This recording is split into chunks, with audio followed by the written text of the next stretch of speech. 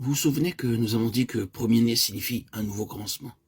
Nous avons cité les paroles du Seigneur telles qu'elles sont rapportées dans Matthieu 18:3. À moins que vous ne retourniez, ne deveniez comme des petits enfants, vous n'entrerez nullement dans le royaume des cieux. Ceci est assurément un nouveau départ, et un tel commencement signifie bien évidemment certaines choses. Quand vous démarrez avec le petit enfant, et là le mot petit est le diminutif, vous avez ceci à votre avantage. Vous avez une voie qui est dégagée. Cela signifie qu'il n'y a pas d'histoire à défaire, rien à abandonner, rien sur quoi revenir, mais que vous avez dès le début un chemin vierge, et tout vous attend. Il en est ainsi quand vous retournez et devenez un petit enfant. Il est intéressant et utile de se souvenir de la signification simple du mot « se repentir ». Dans la version anglaise révisée, il est traduit par « retourner ». Cela signifie tout simplement que vous retournez en arrière et repartez à zéro. Vous faites marche arrière sur le chemin que vous aviez pris. Prenez un nouveau départ et ainsi vous devenez comme un petit enfant. Le Seigneur ne voudrait pas que son peuple soit puéril, mais qu'il soit toujours comme un enfant. Et nous devrions pleurer intérieurement. Dieu interdit à jamais que nous soyons autre chose que semblables à un enfant, que nous allions au-delà de la place représentée par le petit enfant. Nous savons tout ce que le Seigneur dit au sujet de la croissance, de la maturité, mais nous cherchons toujours à garder à l'esprit la chose suivante. La véritable maturité est possible uniquement pour celui qui est comme un enfant, en esprit. Ce sont des personnes avec un esprit comme celui d'un enfant qui grandissent le plus rapidement, font de plus prompts progrès, arrivent à des stades plus vite que d'autres. Souvenez-vous que lorsque le Seigneur a prononcé ces mots, il traitait de la question de grandeur. Qui donc est le plus grand dans le royaume des cieux?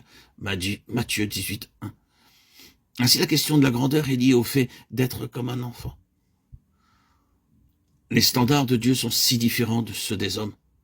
Dans le livre de l'Apocalypse, quand Jean cherche à voir ce qu'il pense devoir être quelque chose de phénoménal, comme une explication à tout ce qu'il entend, il voit un agneau. C'est là un standard totalement différent du standard de puissance de ce monde. Mais il y a tant d'histoires à défaire. C'est la chose qui nous retient toujours, l'énorme histoire qui se cache derrière et qui n'a aucune valeur, et tout doit être défait. Cependant, nous nous tenons au point dont nous venons juste de parler. Peu importe à quel moment se produit ce grand événement de retourner et devenir comme un petit enfant. Autrement dit, qu'importe l'âge que nous avons atteint dans cette vie et ce monde, il nous est toujours possible d'être dans une position où il n'y a aucune histoire à défaire. Quel est ce commencement? Quel est cet état d'enfant qui est essentiel, vital et indispensable? Il s'agit simplement de notre propre connaissance reçue sans intermédiaire et personnelle du Seigneur. Absolument rien d'autre ne compte pour le Seigneur, et nous pouvons assez justement mettre tout le reste de côté. Cela peut être une longue suite d'histoires dans le monde du péché, d'apostasie, d'indifférence ou d'hostilité à l'égard de Dieu, ou notez-le, une vie longue, d'étroite collaboration avec les choses de Dieu, soit en y étant nés, soit plus tard en intégrant un foyer chrétien où nous étions entourés par toutes les choses de Dieu. Beaucoup d'enseignements de vérité, beaucoup de choses en lien avec le Seigneur. Nous étions au milieu de tout cela, et d'une certaine manière, nous en faisions partie. Pourtant, dans les deux cas, dans le monde rejetant Dieu ou au milieu d'un solide ordre religieux de choses sans vraiment en être nous-mêmes, il n'existe aucune réelle connaissance personnelle et directe du Seigneur. Et ces deux cas n'ont aucune importance en ce qui concerne le Seigneur.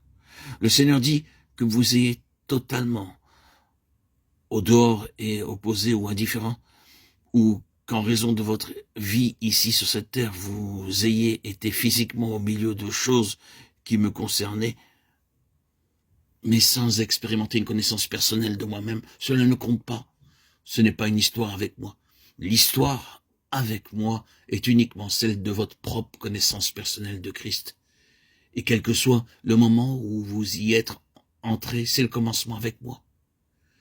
Et l'histoire avec Dieu commence là.